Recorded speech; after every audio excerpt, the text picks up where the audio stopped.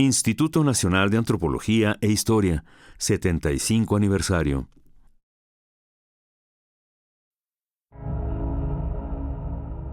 El tiempo deja su rastro también en las instituciones. Las voces del conocimiento, el debate, la experiencia.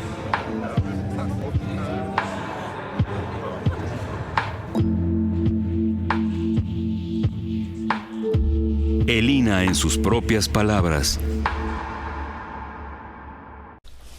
¿Qué tal, amigos? Muy buenos días. Esto es Radio INA. Un servidor, Juan Stack, les da la más cordial bienvenida. Conaculta y el Instituto Nacional de Antropología e Historia los invitan a acompañarnos en la emisión de este programa, en el que hemos invitado al maestro Helio Alcalá para platicar con él sobre su vida, su experiencia, su trayectoria y todo. Maestro Helio Alcalá, bienvenido, gracias por estar aquí. Gracias. Con él vamos a platicar durante los siguientes 59 minutos, pero antes que nada vamos a leer unos cuantos datos biográficos, un pequeño resumen de la larguísima biografía del maestro Helio Gumersindo Alcalá Delgado.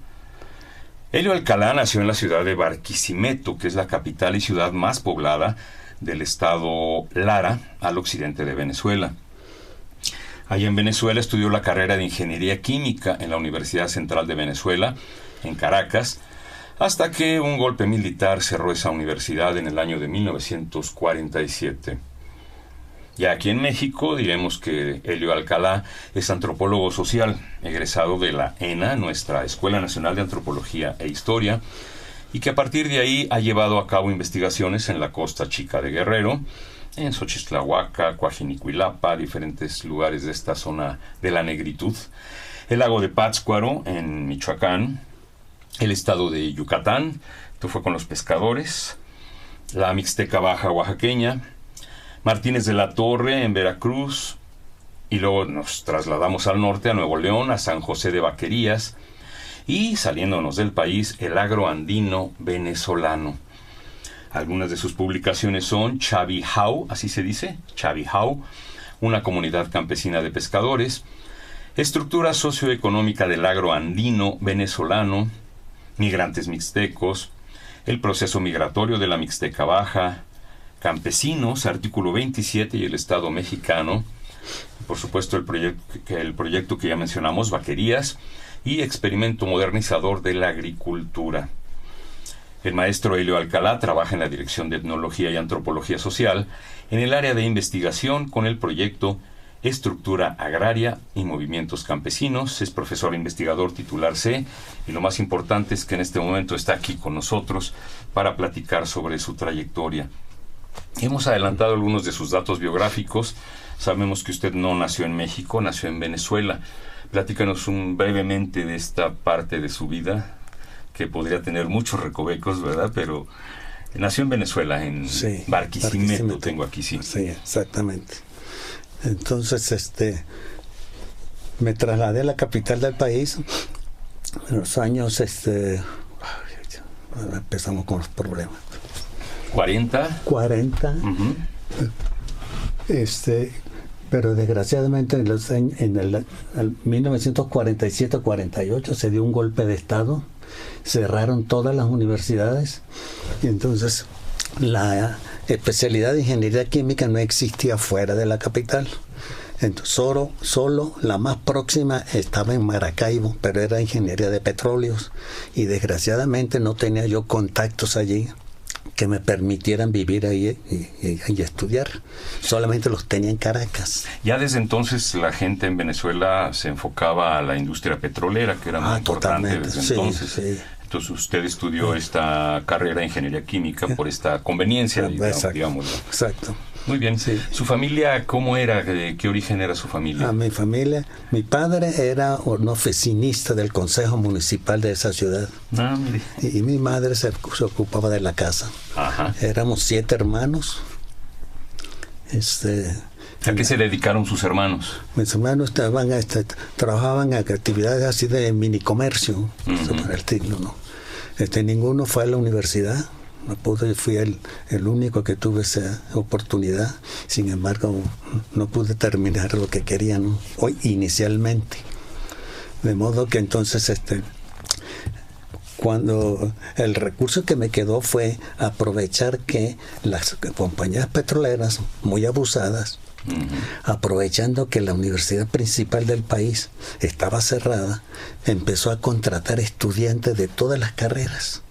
Médicos, ingenieros, bueno, entonces los contrataban bajo el rubro de ingeniero en entrenamiento, médico en entrenamiento, cosas por el estilo, ¿no? Entonces, o sea, yo pienso que estaba preparando futuro personal contratable, ¿no?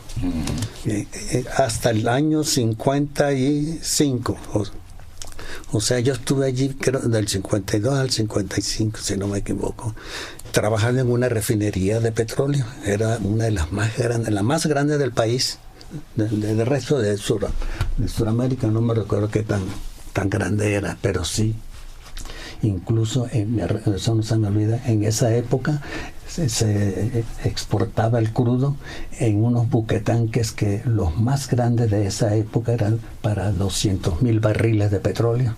En la actualidad creo que andan por el millón o un millón y tanto, ¿no? Las compañías petroleras muy apuradas en extraer petróleo, ¿no?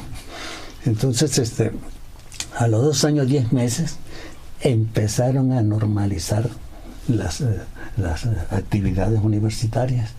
Entonces las compañías petroleras nos avisaron que ya se acababa nuestro contrato.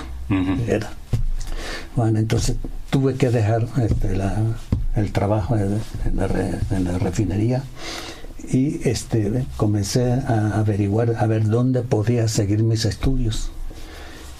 Y logré unos contactos que me permitieron seleccionar la Universidad de Michigan en Estados Unidos. ¿Y por qué tan lejos? Por la fama de la ingeniería. Ya. La Universidad de Michigan era catalogada como la segunda de Estados Unidos después del Instituto Tecnológico de Massachusetts, en Boston. Exactamente. Bueno, entonces hice la solicitud para la universidad, estuve allí como año y medio, pero no pude terminar. Tuve muchos problemas, sobre todo psicológicos, ¿no? Cuando me fui, perdí a mi padre, a mi madre, un hermano, entonces incluso la novia que tenía, le pedí que se casara y que nos fuéramos a Estados Unidos, y dijo que no podía dejar a su mamá sola. Esto fue en un periodo muy corto. Tuve que decirle, lo siento mucho, pero no tengo a tu mamá en el presupuesto. No me alcanza. Sí. Entonces me fui solo y estuve allí como año y medio. Entonces estaba probando las materias, pero de panzazo, o sea, no estaba muy estimulado. Entonces decidí regresar a Venezuela, pero con la condición de que me iba a detener en todos los países que existen entre México y Venezuela.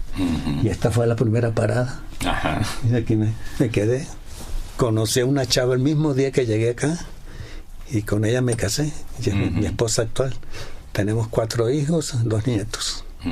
¿Ella se llama? Ella se llama Dora Magdalena Escárzaga Acosta. Es de Durango. De Durango. ¿Y se la encontró en la Ciudad de México o en Durango? No, en México. O sea, donde yo llegué a un edificio que está en Revillagigedo de Ayuntamiento. Y allí, por recomendación de mexicanos que conocí en Estados Unidos, está 3 calles de la Alameda Central, ¿no? Y me dijo, mira, ahí está una señora gringa que tiene 3 departamentos, renta cuartos, ¿no? Donde pone 2 personas, ¿no? Y con un pago muy bajo para eso entonces, pone 2 personas y nos da las 3 comidas y lavado de ropa chica. Y entonces estaba en el mero centro. Ahora, usted venía de paso nada más. Sí. No venía a estudiar, ni tenía intenciones de trabajar aquí. Yo pensaba regresar a mi tierra, pero me detuve allí y entonces conocí a una serie de personas muy interesantes, ¿no? Y sobre todo fuera de la onda de ingeniería. Entonces eran personas, por ejemplo, como el antropólogo físico Felipe Montemayor, que era director de la Escuela Nacional de Antropología e Historia, y otras personas, médicos,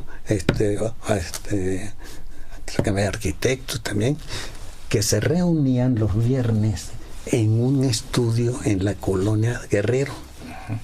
Entonces ahí se platicaba, se bailaba. Entonces hablando con ellos allí, conocí al director de la ENA. Entonces me dijo, tú eres venezolano, y él me habló de varios paisanos que habían estado allí, se recibieron, y me dijo, fueron muy buenos estudiantes. ¿Sí? O sea, antropólogos. Sí, antropólogos, venezolanos. Sí. Eran 3 o 4. Entonces el Federico Brito Figueroa, Rodolfo Quintero, Miguel Acosta Sáenz, y bueno, creo que había uno más. ¿Usted no los conocía?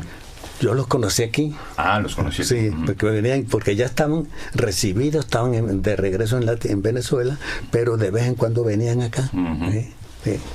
Entonces, hablando ahí con ellos, llegué ahí y entonces les dije, fíjese que a mí me interesaría mucho ver si puedo estudiar antropología, porque quiero estudiar algo que esté totalmente alejado de la ingeniería. Entonces ya pensó en quedarse. Por lo menos para hacer la otra carrera, ¿no? Ajá. Y entonces logré inscribirme en la Escuela Nacional de Antropología e Historia, y me dieron muchas facilidades, porque me inscribieron solamente con mi acta de nacimiento, porque los otros documentos estaban, digamos, revalidados o confirmados por la embajada norteamericana, porque la salida inicial de Venezuela fue hacia Estados Unidos. Sí. Massachusetts. Entonces logramos normalizar la situación. Cuando ya terminé el 3er año, ya estaba regularizado, y entonces me especialicé en antropología social. De allí, terminando la carrera, las experiencias que he tenido son unas en el Instituto Nacional de Antropología e Historia primero, ¿no? Tuve las salidas de campo, una de ellas a Guerrero, fue la primera. La segunda fue a Michoacán con el maestro entonces Guillermo Bonfil. Entonces la escuela era muy pequeña. No, totalmente. Era en la escuela de Moneda 13. En la escuela de Moneda tenía 4 salones. Uno de ellos era el más grande, que al mismo tiempo se utilizaba para las recepciones, los exámenes profesionales. Los otros salones eran pequeñitos. En total, yo creo que no había, antes de que yo llegué, no llegaba ni a 50 alumnos. Cuando yo llegué, entró el primer grupo grande, que fue como de 10 o 15 alumnos. Sí, entonces y de allí nos mudamos enfrente a otro edificio colonial, ¿no? Sí. Donde estuvimos ahí, no me recuerdo cuánto tiempo, pero muy poco, y de allí ya nos cambiamos a Chapultepec, donde está actualmente. Bien. Ese mesón. Pero ya pensó en antropología social al principio, desde que inició. Sí. O sea, en realidad inicialmente pensé, ¿qué carrera me será más útil y más cercana a lo que he estudiado de ingeniería química, ¿no? Entonces pensé incluso en arqueología y antropología física. Entonces, pero en arqueología la descarté, porque dije, en mi tierra hay muy pocos restos arqueológicos grandes, o sea sí pensaba regresar a Venezuela. Sí, entonces a ejercer. Claro, entonces, pero vi que en ese campo pues había muy poca, como digamos, posibilidades, ¿no? Porque los restos son muy elementales. Son grupos que no tenían una cultura, un desarrollo social tan grande, ¿no? Y amplio como el mexicano, ¿no? Entonces fui descartando. Yo dije, bueno, voy a tratar de estudiar algo que no tenga que ver casi con ingeniería, o sea, que me haga ver otro mundo, ¿no? Y como los primeros años, felizmente en esa época había una cosa que se llamaba tronco común. O sea, todo el que entrara a antropología tenía que tomar 3 semestres parejos, 13 a fuerza, como diríamos, como algo así como quizá llamaríamos de cultura general, quizá. Después de los 3 semestres, entonces ya cada quien tomaba la especialidad que quería. antropología física, arqueología, lingüística, etnohistoria, antropología social. Entonces preferí la antropología social porque era de la que cubría más digamos, espacio temporal, geográfico, cultural, ¿no? Y la parte humanista. Esa entra ahí. Entonces ahí vemos el por qué la gente se conduce de determinada manera, por qué ciertos rasgos son vitales para ellos y no siempre para todo el resto del mundo. Entonces, por eso me animé a entrar a esa especialidad, ¿no? ¿Pero algún maestro le llamó la atención lo que pensaba, lo que decía, cómo enseñaba? Claro. Sí. ¿Influyó en usted para dedicarse a la antropología felizmente social? la ENA ha tenido varios maestros muy sensibilizados ante la realidad nacional y no las comunicó a nosotros. Desde el primer semestre empezábamos nosotros a hablar. Los conocimientos que van a adquirir ustedes no tienen que ser para solo su satisfacción personal, prestigio, cosas por el estilo. No, es un compromiso, ¿no?, con los grupos humanos, ¿no?, desfavorecidos por la sociedad donde viven, desde el primer semestre. Y entonces, pues aquello fue una revelación, pues cuando uno estaba acostumbrado nada más a ocuparse de la carrera, la especialidad, y el resto del mundo lo veía uno, pero prácticamente indiferente. Oiga, una pregunta indiscreta. ¿Sí? ¿De qué vivía? En esa época, como estuve 2 años, 10 meses en la petrolera, hice mis ahorritos. Y gracias a eso. Por eso invité a mi novia a que nos casáramos. Vi el presupuesto y la cosa. Sí alcanza. Entonces, no tuve esa gran oportunidad y sobre todo tuve oportunidad de ayudar a mis padres ya en los últimos años, ¿no? Que no siempre es posible, pues, tener esa posibilidad. Entonces, gracias a eso pude ir a Estados Unidos. Regresé acá cuando ya no pude terminar tampoco. Entonces me vine acá, me seguí manteniendo acá. Luego cuando entré a la ENA, incluso conseguí una bequita en la ENA por cierto tiempo, y después conseguí una de mi tierra. Total que con eso me defendí hasta que comencé a trabajar.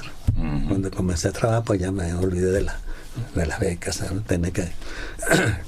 No me podía quedar con ella, tenía que dejar la mano a los compañeros que venían atrás, que estuvieran en la misma situación. ¿Estuvo usted como alumno tanto en Moneda como en Chapultepec? Sí, en Chapultepec seguía siendo alumno. En Chapultepec apenas tomé, creo que me tomé casi un par de cursos, creo que del último semestre de la carrera, ¿no? Y tomé unos cursos de alemán. Creo que el segundo semestre, el tercer semestre, 2 semestres tomé. Porque la escuela se ha distinguido por tener, digamos, enseñar cosas muy interesantes, como para recordarnos que somos miembros de una sociedad, que no estamos solos, que no solamente debemos satisfacer nuestros intereses personales, ¿verdad? Eso es lo que me gusta muchísimo de la ENA. Además, siempre participaba y solidarizaba con movimientos que reclamaban justicia, movimientos sindicales, estudiantiles, agrarios, incluso internacionales, solidaridad con Cuba, con el movimiento de El Salvador, FLN, creo que está con Guatemala. Entonces eso me daba una visión más amplia del mundo, pues. De modo que y luego ahí, gracias al maestro Fernando Cámara Barbachano, él nos dio 2 cursos, y él era jefe de la sección de etnografía del Museo de Chapultepec. ¿Sí? Entonces nos conocía, pues. Entonces me dijo, oye, si quieres trabajar conmigo, vamos a tu orden, qué sé yo. Le dije, perfecto. Entonces me tocó entrar ahí a la sección de etnografía del Museo Nacional de Antropología, y entonces desde ahí comencé a tener ciertas experiencias en ciertos pueblos del país. O sea, viajaba para claro, sí, por ejemplo, me tocaba ir me tocaba ir a Yucatán para detectar los distintos tipos de artesanías que había en el estado. Ujú. Después fui programado inicialmente para ir el primer intento fue para Guerrero, entonces para la zona de las Mixtecas, por ahí. Pero hubo un cambio, entonces llegó y me dijo al maestro, no vas a tener que comenzar a leer sobre Yucatán. Entonces me fue a Yucatán. Después de ¿A ahí, qué parte de Yucatán? todo el estado. A todo el estado. Sí, estuve como en 13 a 14 comunidades diferentes. Ahorita ni me acuerdo ya. Entonces, trabajamos en colaboración con el gobierno del estado, que era Loret de Mola, el gobernador. Bueno, después de ahí de Yucatán, me tocó ir a, bueno, no sé si exactamente después, pero entre las distintas actividades. Los años 60, estamos sí, a mediados de los 60. Sí, me tocó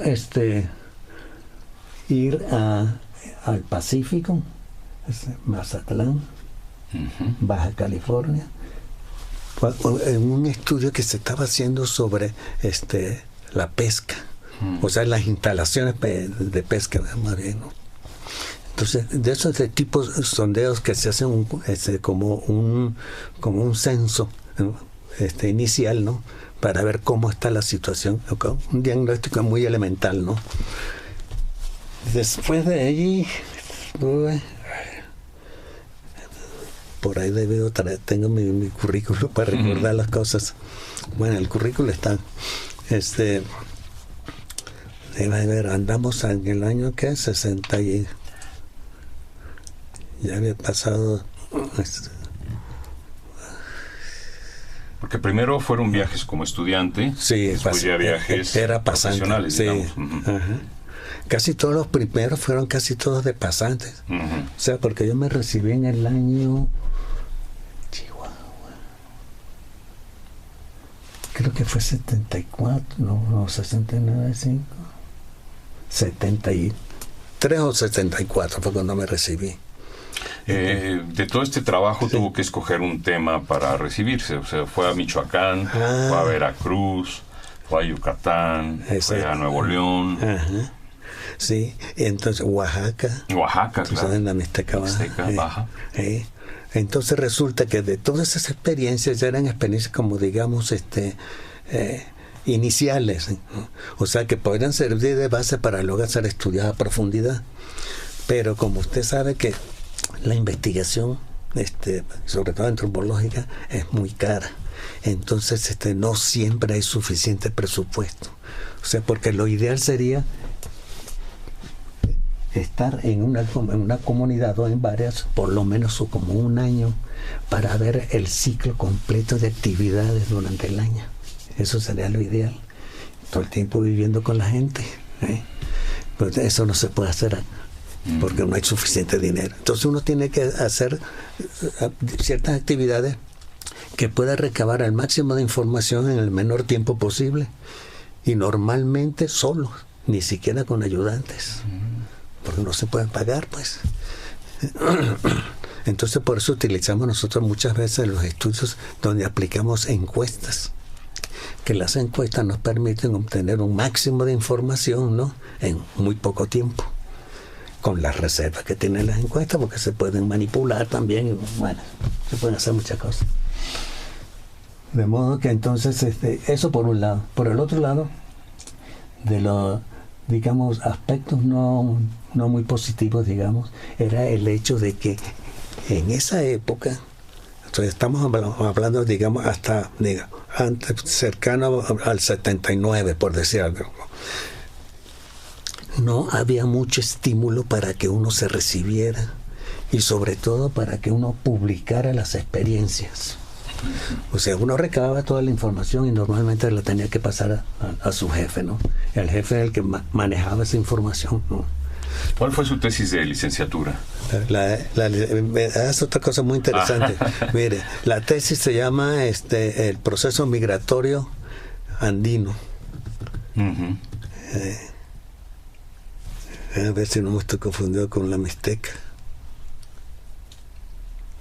Sí, el proceso migratorio andino venezolano. venezolano. Sí, exactamente. Porque esa fue otra experiencia. Entonces resulta que cuando, ya ni me recuerdo en qué momento fue, cuando me invitó a Venezuela el antropólogo Roger Bartra, mexicano. Sí, sí, sí. Él fue invitado por la Universidad de los Andes, él y su esposa, que era o es historiadora, Cecilia Rabel. Ah, claro, sí. Bueno, entonces él me invitó. Antes de eso tuve una experiencia en Venezuela con un franco-canadiense, que no recuerdo cómo lo conocí, pero la cosa fue que ella me llegó y me dijo, mira, estoy interesada en que me acompañes a Venezuela. Entonces estuve en el oriente de Venezuela en una comunidad de pescadores. ¿Volvió a su pueblo? Ajá. Estuvo en Barquisimeto. Pero en realidad estuve fuera de Barquisimeto, en el lado opuesto del país. Se llama el estado... queda cerquita, frente a la isla de Trinidad. Ahí estuve, creo que fue como un año. Con Bartra fue. No, ahí no. No. Fue con el franco-canadiense. Con Bartra estuve en la zona de los Andes, en el estado Mérida, que la capital se llama también igual, Mérida. Bien, entonces, bueno, después de eso, cuando estaba de nuevo en México, estaba en antropología con el maestro Cámara. Tuve una invitación de Venezuela, de la Universidad de los Andes. Entonces me invitaron a que reemplazara a un compañero que estaba de año sabático. Me tocó dar un curso de sociología de la educación. Por cierto, tuve mucho, me sentí muy presionado porque no era mi especialidad, pues tuve que al vapor. Entonces, pero cuando llegó Bartra y su señora, armamos el equipo y ya preparamos las cosas muchísimo mejor. Entonces tuve la oportunidad, visitamos como 16 comunidades, ¿no? Hicimos entrevistas en todas las 16. ¿Estas eran con grabadora o escritas? Deje ver. Eran fundamentalmente con cédulas de entrevista. Ah, o con un formato. Sí, exactamente. Con cédulas de entrevista. Entonces, por cierto que fue una época también delicada, que después me recordaba mucho desde Guerrero, porque en esa época había guerrillas en esa zona de los Andes. Entonces incluso una vez tuvimos que parar en una estación de policía, qué sé yo, porque éramos sospechosos, pues. Siempre lo que intelectuales, lo que andamos de personas extrañas que se aparecen, sí, y además que aparecemos y que no somos ni médicos, ni comerciantes, ni maestros, ni cosas por el estilo, ¿no? Sospechosos. Entonces, de allí salió felizmente la tesis, salió otro libro que publicó Bartra, y creo que salió uno también de su ex esposa actual. Bueno. ¿Y cómo era su relación con Bartra? Bien, muy buena. Sí. ¿Cómo era él? ¿Qué aprendió de él? ¿Qué trabajó con él? Muy sistemático, señor. Él inicialmente comenzó con estudios de arqueología, pero me dio la impresión que le pasó algo parecido a mí, en el sentido de que como que vio que los conocimientos que adquirían eran bastante limitados, o sea, para la ambición que él tenía, porque o sea, uno quiere conocer todo lo que pasa en la sociedad, pues, y aunque la arqueología ayuda muchísimo, no totalmente, pues, además nos interesa muchísimo en la actualidad, pues, independientemente de que nos interesa también el pasado como antecedente de lo que estamos viviendo ahorita, ¿no? Entonces en ese sentido estuvo muy bien con él, nos llevamos muy bien. Entonces regresando a México, nuevamente entré a trabajar con el maestro Cámara. Entonces hubo un trabajo intermedio, pero no muy importante. El maestro Cámara tenía la ventaja que tenía muchísimos contactos con investigadores extranjeros. Casi todos los investigadores extranjeros de nuestra onda, ¿no? Sí. Llegaban con él y recomendaban. Entonces él les recomendaba, por ejemplo, lugares donde estar, qué sé yo. Incluso si necesitaban ayudantes, les podía sugerir ayudantes ¿no? Dependiendo de los intereses que tenía esta persona, ¿no? Bueno, entonces ya ahí con el maestro Cámara ya también trabajamos entonces en una serie de actividades así muy breves, ¿no? Que se necesitaban cosas así como tipo bomberos. Entonces hasta que por fin le dije que quería hacer mi tesis y qué sé yo. Entonces me llegó y me dijo, sí, pero mira, a ver, tienes que hacer algo bueno porque otros más tontos que tú ya se recibieron. Entonces le dije, bueno, pero a esos tontos usted le dio tiempo libre, a mí no me ha dado tiempo libre, ¿no? Entonces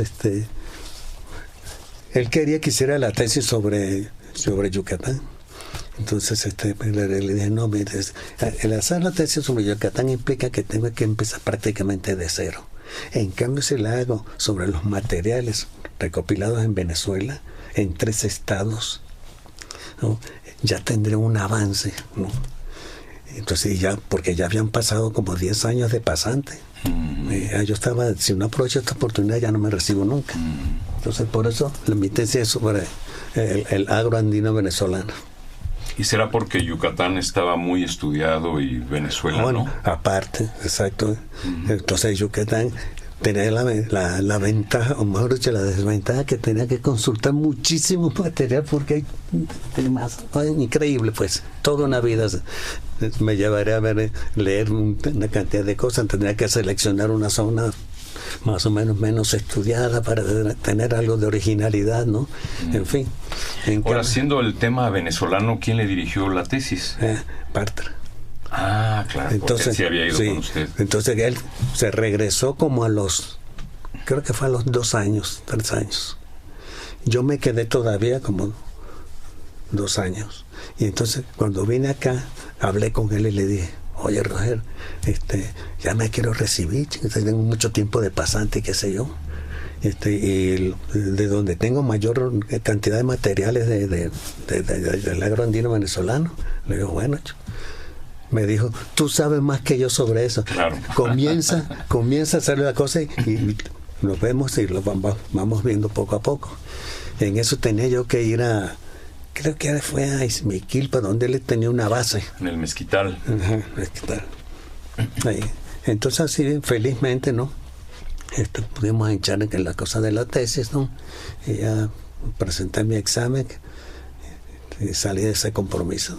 Y entonces seguí trabajando ahí con el maestro Cámara. Luego, ¿Cómo se llevaba usted con Cámara? Muy bien. ¿Cómo era él? Era también muy sistemático. O sea, es una persona que parece que había tenido, su carrera siempre había tenido muchos compromisos con ciertos niveles políticos, ¿no? Entonces estaba acostumbrado a la disciplina y a corretearnos, ¿no? Por eso nos presionaba siempre. ¿Lo tuteaba? ¿Lo tuteaba? No. No, siempre tuvo esa estatura de maestro. Sí, bien, después de eso, ahí estuvimos hasta el año, ya no me recuerdo qué año, cuando nos cambiamos a Chapultepec. Él seguía como jefe de la sección de etnografía, pero luego pasó a la subdirección del INAH. Ahí estuvimos como como un par de años más o menos. Entonces fue cuando entró Bonfil, de director del INAH. Guillermo Bonfil Batalla. Bonfil Batalla, sí, exactamente. Y entonces por ahí como por el año no me recuerdo bien, pero fue después de López Mateos, o cuando López Mateos, que nos cambiamos al Museo Nacional de Antropología. Sí, López Mateos sale en 64 y él entregó el museo y ya terminó su periodo. Claro, por ahí más o menos entramos ahí al Museo Nacional de Antropología. Entonces fue cuando estábamos allí, cuando entró Guillermo, que sustituyó a Cámara Barbachano. Después de Guillermo entró el profesor el arquitecto Ortiz Macedo, Con él sí casi no tuvimos contacto. Entonces, ya andamos cerca de los años, ¿qué es? 70. Bonfil había sido su compañero. No, él era de generaciones anteriores. ¿Anterior? Cuando yo entré a la ENA, él era pasante ya de antropología. Ajá. Sí. Pero sí trabajó con él. Sí. Con Bonfil. Pero trabajé con él cuando estaba en la dirección. Prácticamente muy poco, ¿eh? Entonces cuando estuvo Guillermo, después de Guillermo entró, creo que fue el profesor Gastón García Cantú, o el arquitecto Macedo, o fue al revés. Uno de los dos estaban ahí. Bueno, después de él entró la profesora, no fue Gastón, el que entró después. Y después de Gastón entró historiador de Veracruz.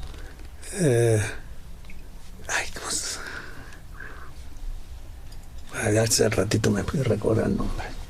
Bueno, lo interesante de esto fue que nos llegamos a esas alturas del partido, o sea, estamos hablando por ahí como de 70 y tantos, cercanos al 80, ¿no? La situación de los investigadores en el instituto era muy, ¿cómo diríamos? Muy injusta, porque siendo una institución de educación superior, el 70 y tanto % de investigadores no tenía plaza. Estábamos bajo un sistema que se llamaba lista de raya.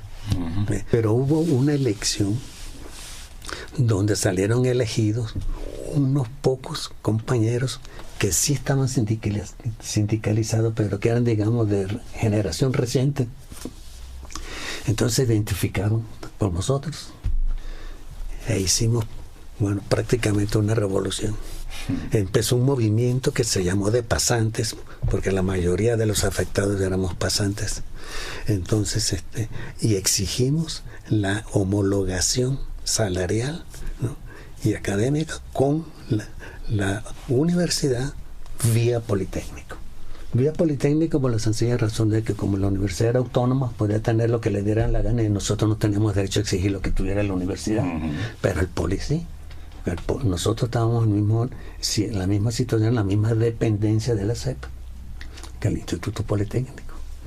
Y logramos esa homologación. En la actualidad, nosotros tenemos prácticamente casi todo lo que tiene la universidad y el Politécnico. Los mismos niveles y subniveles de asistente B para estudiantes, asociados A y B para pasantes y titulares A, B y C para...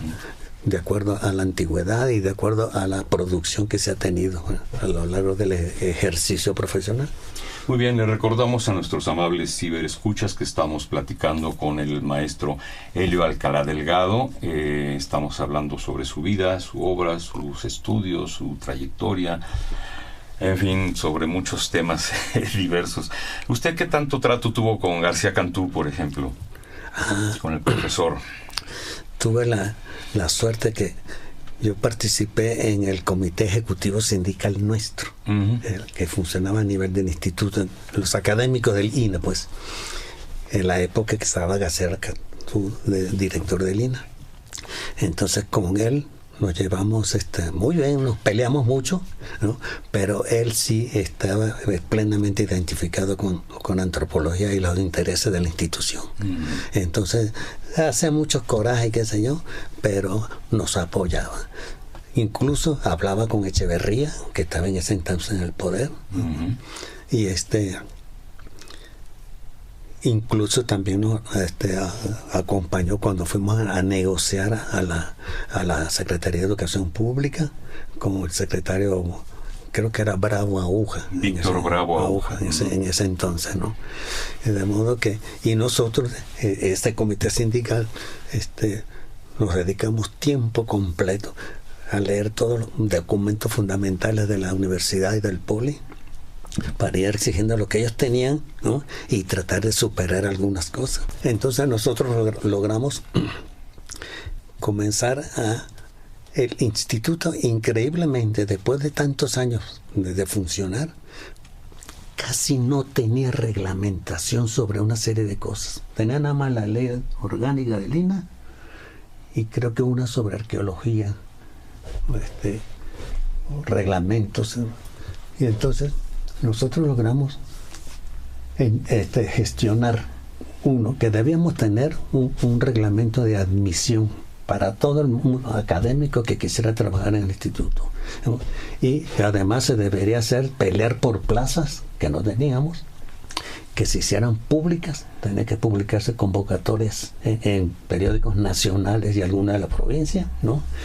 Y lo más importante de todo era que tenemos que tener un órgano de admisión general, ¿no? con niveles inferiores, donde uno similar a nivel de centro de trabajo, otro de evaluación cada 2 años, ¿no? Otro de eméritos, otro de becarios, ya no me recuerdo si hay otros más. Bueno, entonces, pero no solamente era que el hecho que tuviéramos esas comisiones, sino que tenían que ser mixtas y paritarias. En la actualidad, que yo sepa, solo el Poli, y últimamente, hasta hace poquito, nadie más tenía eso. El Poli tiene una comisión mixta y paritaria para el caso de cuando van a negociar convenios salariales y demás. En eso, el maestro García Cantú nos ayudó muchísimo. Entonces usted ha vivido toda una transición en este tipo de avances laborales. Claro, y demás. Sí, sí. Totalmente, felizmente. Entonces eso me da muchísimo gusto. Bien. Me da muchísimo gusto porque puedo decir, he trabajado no solo para mí, sino para los colegas presentes y futuros, en mayor o menor grado. Pero ¿usted como venezolano no se siente migrante hacia México? Después, haciendo una comparación. Después imagínense, llegué acá el año 57. Uh-huh. Ya no. Y eso que siempre me dicen, oye, todavía se le nota el acento. No ha perdido el acento, lo que le iba a decir. Es que lo que pasa es que he estado prácticamente aliado de la colonia, ajeno. ¿Sigue viendo a gente de Venezuela aquí en México? Muy poca, casi nunca. ¿Viaja a Venezuela con frecuencia? Tampoco. Antes teníamos una suerte de que incluso teníamos una asociación de estudiantes venezolanos en México. Uh-huh. Y entonces llegamos que teníamos que dar a conocer al país, ¿no? 0 alcohol, porque eso es de todos lados, todo era lo que se consigue, ¿no? Pero dar a conocer el país, eso no se consigue en todas partes, ¿no? Nos ayudaba incluso la embajada de Venezuela, el embajador. Uh-huh. Entonces, duramos varios años. Entonces, por ejemplo, hacíamos fiestas infantiles para que los niños venezolanos invitaran a sus amiguitos mexicanos. Entonces llevábamos grupos de payasos y cosas por el estilo, todo muy, muy sano. Músicos, por ejemplo, invitábamos a un guitarrista que tiene fama mundial muy bueno, no sé si todavía vive, Ali Díaz. Cantantes, en fin, o sea, puras actividades de tipo cultural, ¿no? Bueno, entonces por eso se me hacía muy difícil ausentarme del país, tanto por la cosa económica, que no había mucho dinero como para viajar, y ya tenía mi mujer, tenía hijos y demás, ¿no? Entonces no era tan fácil despegarse, ¿no? ¿Sus hijos a qué se dedican? De los hijos tengo 4. El mayor es pasante de economía. La que le sigue es pasante de sociología. La que le sigue es maestra de danza folclórica. Uh-huh. Y la menor se quedó en prepa. Uh-huh. Ya tiene un hijo. Ya el hijo se graduó de ingeniero mecatrónico. Y la otra hija tiene una niña que apenas de 9 años. ¿Sí? Oiga, ¿usted ha ido recientemente al Museo Nacional de Antropología? De repente a veces tenemos allá, yo formo parte de la comisión de admisión del personal académico del INA. Uh-huh. Entonces normalmente tenemos reunión los algunos lunes, no todos los lunes, dependiendo, como a veces se abren plazas, ¿no? Alguien que renuncia, alguien que fallece, en fin. ¿Usted cómo define el patrimonio cultural? Es toda la creación de los grupos humanos, todo, tanto material como inmaterial. Normalmente se ve como las zonas arqueológicas, que es lo más visible, más impactante, ¿no? Pero funciona hasta con las creencias, cuentos, leyendas, todas partes de lo mismo. ¿Usted terminó la maestría? Sí. Ajá, ¿en qué hizo su tesis? Eso es lo que me no le hemos tocado. Tenía que hablar de eso. Nos Mira, queda poco tiempo ya. Mira, yo tuve la ventaja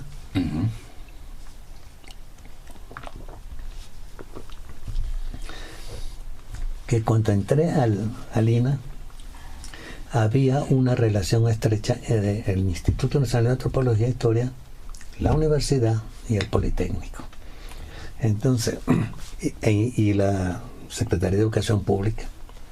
Entonces nosotros funcionamos de esta manera. Entrábamos a la carrera ahí, teníamos 3 semestres que se llamaban el tronco común. Todos teníamos que ver las mismas materias fundamentales, ¿no? Y después de allí venía la especialidad. Cada quien tomaba la que más le gustaba.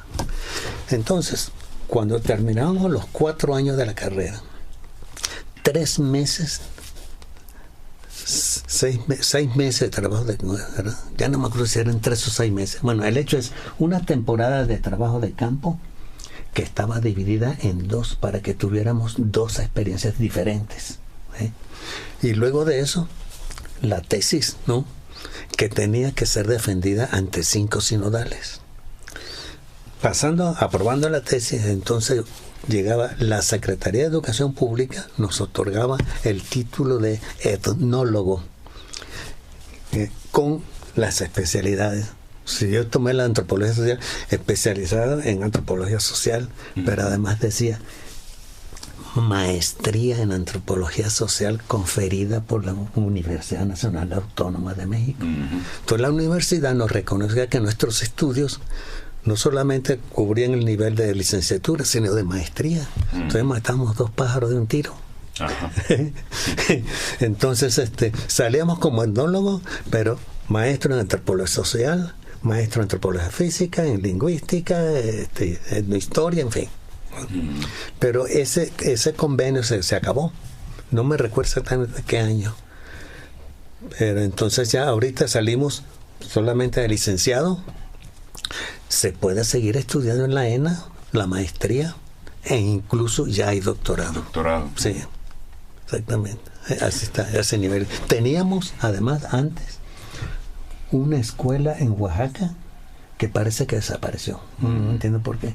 Y hay una que todavía persiste en Chihuahua. En Chihuahua, sí. Muy bien. Hace 24 años tuvimos aquí en estos micrófonos, en esta misma cabina, al profesor José Luis Lorenzo Bautista. Tengo entendido que usted fue alumno de él, trabajó con él. ¿Nos pudiera hablar brevemente sobre el profesor Lorenzo? ¿Cómo era? Yo de él nada más fui alumno en la carrera de Arqueología General. Ya después de ese primer semestre, donde él daba clase a nosotros, ya eran materias especializadas de arqueología. Entonces ya no tuve mucho contacto con él. Pensé que lo había tratado más. No, solamente tuve, pero sí lo vi de vez en cuando, muy bien, era muy exigente, Entonces ese fue el que me dijo, otros paisanos se recibieron, de modo que no sean menos tontos que ellos. Y no vayas, en una tesis que no vaya a ser una mamada, así me dijo.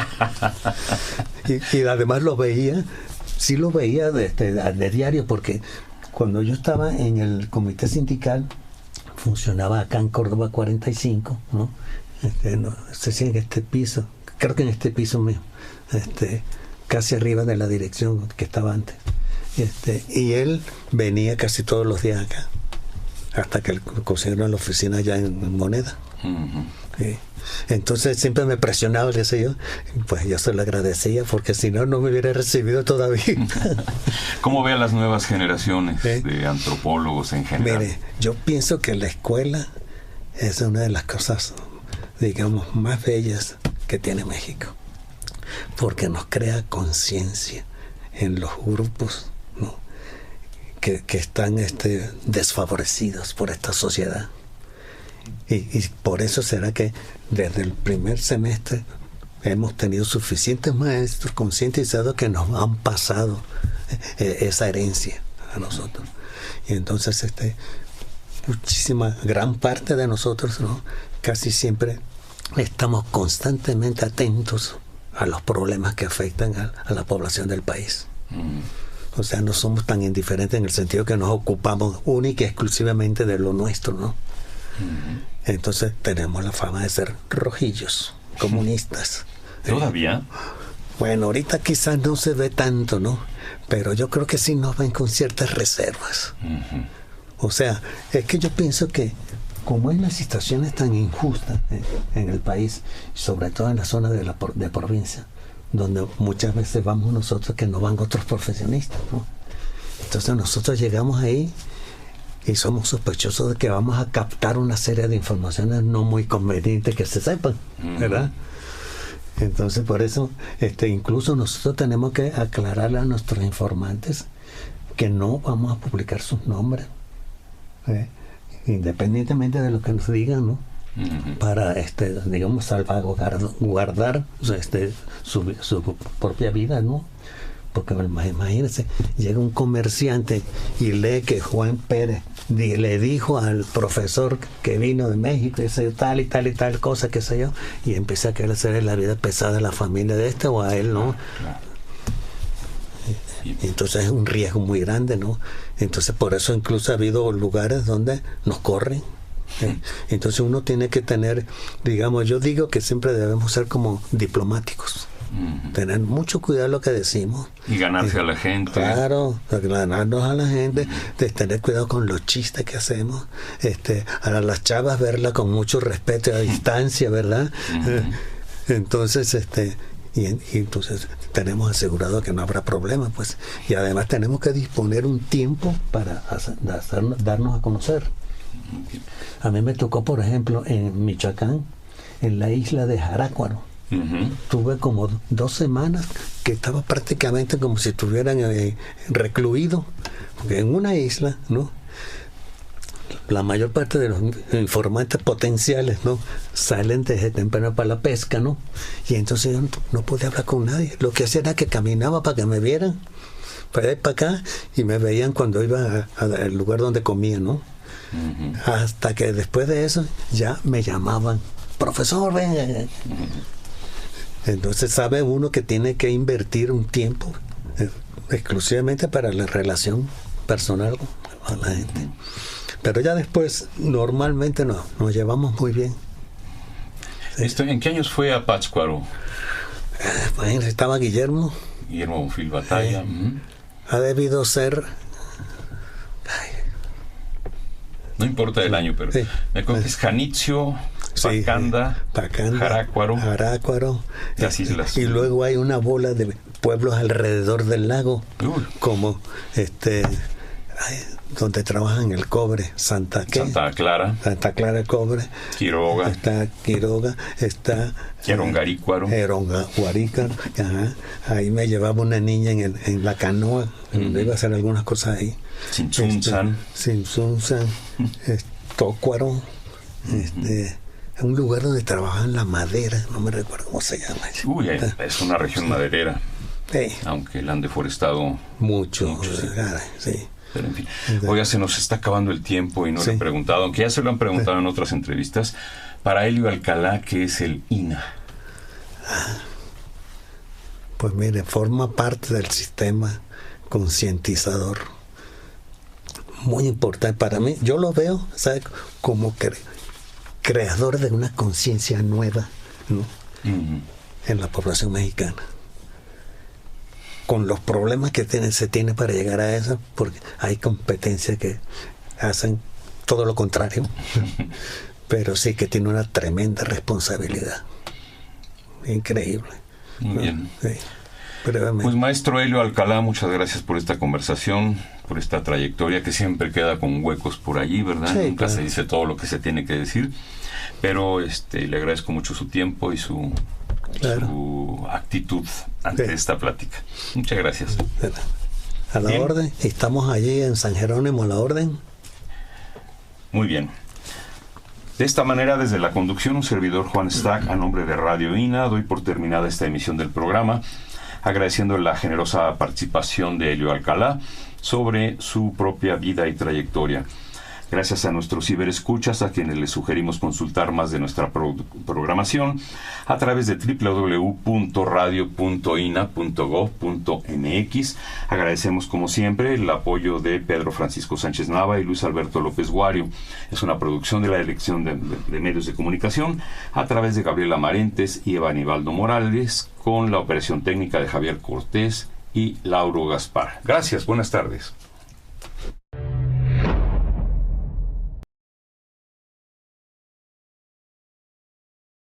Instituto Nacional de Antropología e Historia, 75 aniversario. Conaculta. Las opiniones y comentarios aquí expresados son de entera responsabilidad de quienes proporcionan la información y no representan necesariamente las opiniones de Radio INA ni comprometen el pensamiento editorial del Instituto Nacional de Antropología e Historia.